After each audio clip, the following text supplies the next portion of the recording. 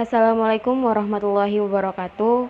Baik, di sini saya sebagai kelompok 6 akan mempresentasikan hasil dari tugas kami tentang konsep dan makna pesan verbal dan nonverbal. Sebelumnya saya akan memperkenalkan diri dulu. Saya sendiri Ainur Fabia dan anggota kelompok saya ada Zaki Ahmad Khairi, Zuyandri Hidayat, Ilham Hanif Sam, Ririn Devril Aryani, dan Zulfirman Hasibuan. Pengertian pesan verbal. Komunikasi verbal adalah bentuk komunikasi yang disampaikan komunikator kepada komunikan dengan cara tertulis ataupun lisan. Semua jenis simbol yang menggunakan satu kata atau lebih, dengan harapan komunikan, baik pendengar maupun pembaca bisa lebih mudah dipahami pesan-pesan yang disampaikannya. Contoh dari komunikasi verbal adalah komunikasi verbal melalui lisan dengan menggunakan media. Contohnya seseorang yang bercakap-cakap melalui media telepon.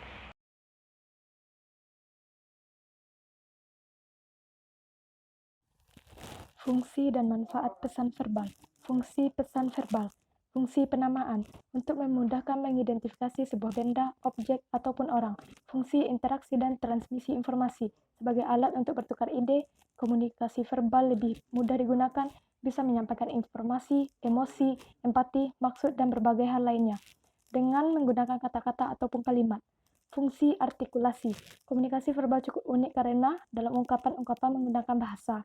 Perbedaan artikulasi dapat menghasilkan arti yang berbeda. Karena hal unik ini tidak ada alat komunikasi selain verbal yang bisa dimanfaatkan artikulasi dengan lebih efektif. Manfaat pesan verbal. Interaksi, menggunakan perasaan, membina atau menjalin hubungan, meyakinkan, memberi persuasi.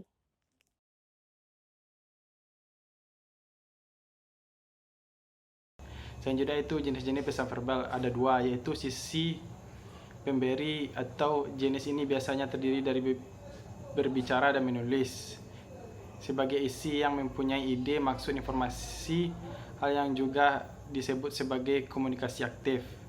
Yang kedua itu sisi penerima. Jenis ini biasanya terdiri dari pendengar dan pembaca sebagai sisi yang menyerap maksud dari informasi yang disampaikan oleh sisi pemberi.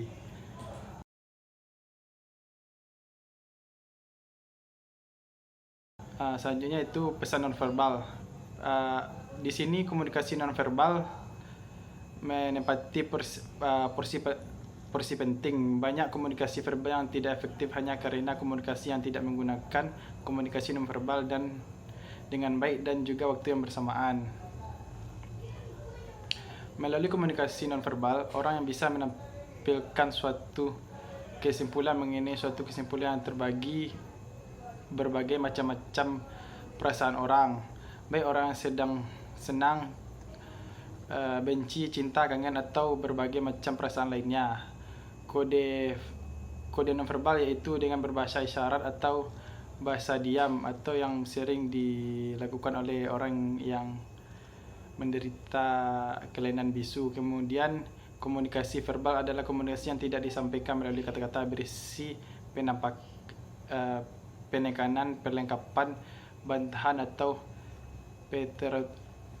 keteranturan pengalaman atau meningkati pesan verbal.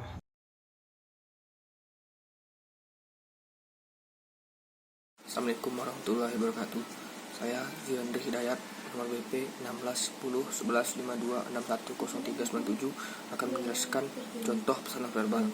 Di dalam contoh pesan verbal terdapat beberapa contoh, yaitu sentuhan. Sentuhan dapat termasuk bersalaman, menggenggam tangan, ciuman, sentuhan di punggung, mengelus-ngelus, pukulan atau lain-lain. Yang kedua ada gerakan tubuh. Di dalam gerakan tubuh, kinesi atau gerakan tubuh meliputi kontak mata, ekspresi wajah, isyarat, dan sikap tubuh. Vokalik atau paralanguage adalah unsur nonverbal dalam suatu ucapan, yaitu cara berbicara. Contohnya adalah nada bicara, nada suara, keras atau lemahnya suara, kecepatan berbicara, kualitas suara, intonasi, dan lain-lain. Ketiga ada kronemik. Kronemik adalah bidang yang mempelajari penggunaan waktu dalam komunikasi nonverbal. Penggunaan waktu dalam komunikasi nonverbal meliputi durasi yang dianggap cocok bagi suatu aktivitas. Banyaknya aktivitas yang dianggap patut dilakukan dalam jangka waktu tertentu, serta ketepatan waktu atau punctuality. Kinestis yaitu gerakan yaitu yang ditunjukkan oleh gerakan-gerakan badan seperti emblems, illustrators, affective flash, regulators. Emblems di sini merupakan isyarat yang memiliki arti langsung pada simbol yang dibuat oleh gerakan badan. Illustrators di sini isyarat yang dibuat dengan gerakan-gerakan badan untuk menjelaskan sesuatu. Yang ketiga ada affective flash displays. Dalam affective flash ini merupakan isyarat yang terjadi karena adanya dorongan emosional sehingga berpengaruh terhadap ekspresi muka. Yang keempat ada regulators. Regulators merupakan isyarat gerakan badan yang dilakukan sebagai tanda kejengkelan. Itu ice gaze. Ice gaze merupakan kode nonverbal yang ditujukan dengan gerakan mata.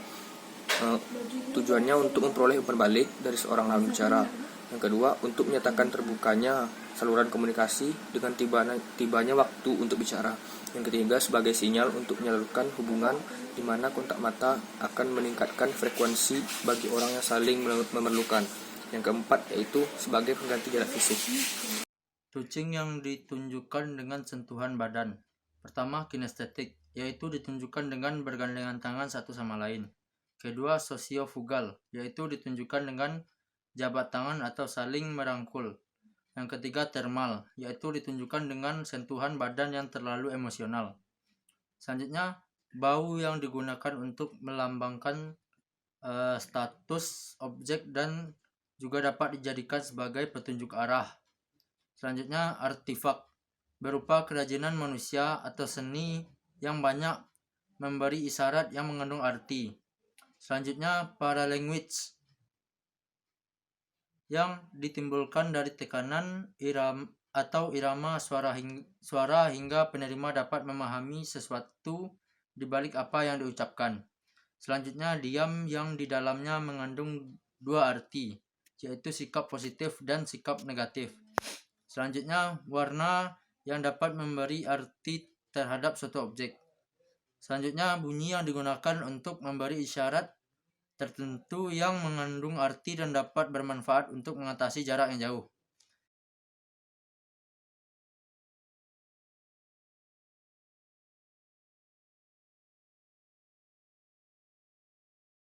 Pertama, repetisi, yaitu mengulang kembali gagasan yang sudah disajikan secara verbal.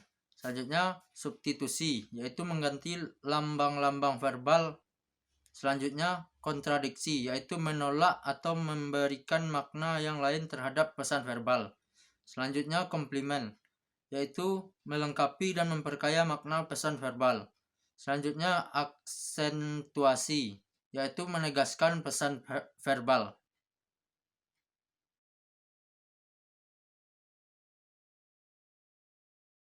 Manfaat pesan nonverbal.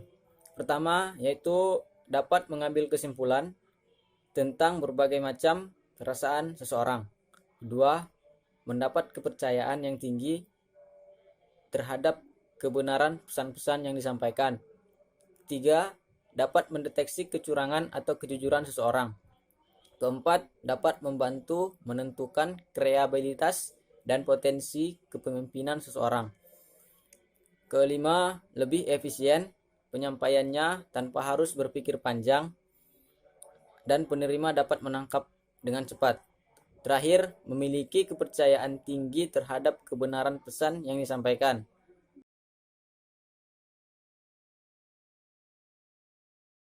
Jadi, kesimpulan dari materi kami adalah komunikasi verbal dan nonverbal ini sejatinya digunakan secara bersamaan, di mana komunikasi nonverbal adalah sebagai penguat makna yang disampaikan melalui pesan verbal. Seperti saat berbicara menggunakan